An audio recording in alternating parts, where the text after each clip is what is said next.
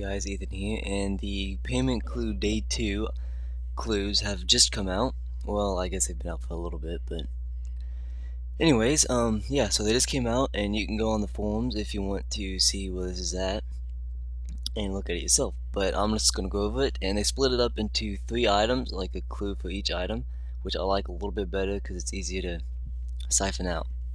So item 1, it was like I thought all 3 of these was pretty easy, but I don't know. So the catches on item 1 was I'll start down here at the bottom because it kind of gave it away first. This is a bluish rust was found at the scene of the hiding.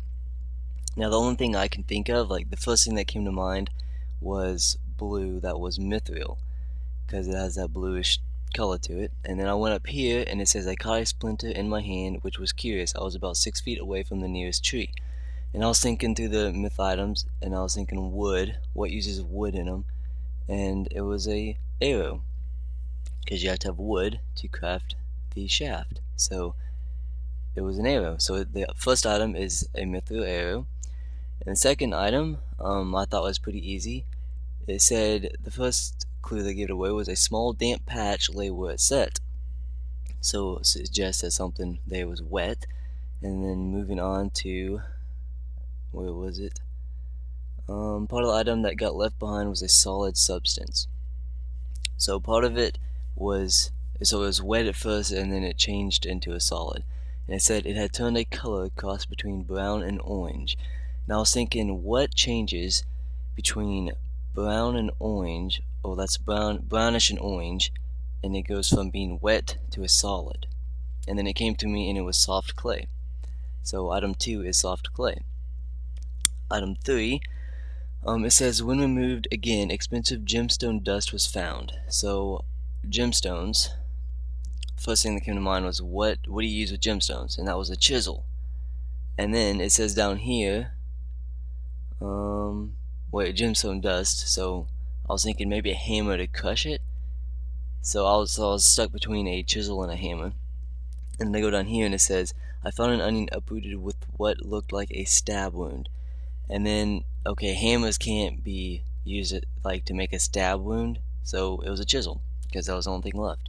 So that's the items for day 2. We have item 1 was a mithril arrow, item 2 was a soft clay, and item 3 was a chisel. So I'm just going to hop over to RS and show you where to turn them in at.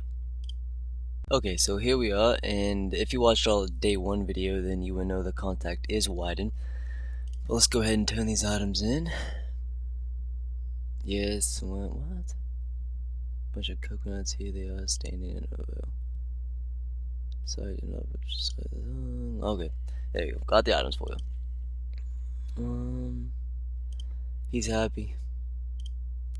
Return these supplies. You exchange your items for some food supplies, which you place in your Jubilee basket.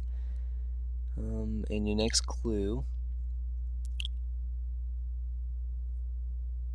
Puppet, I don't know, you can see that, so that's the next clue. Turns out short of a penny. Okay, so all received and understood, yes. Let me know, can I understand anything else for you? I got it, let me go.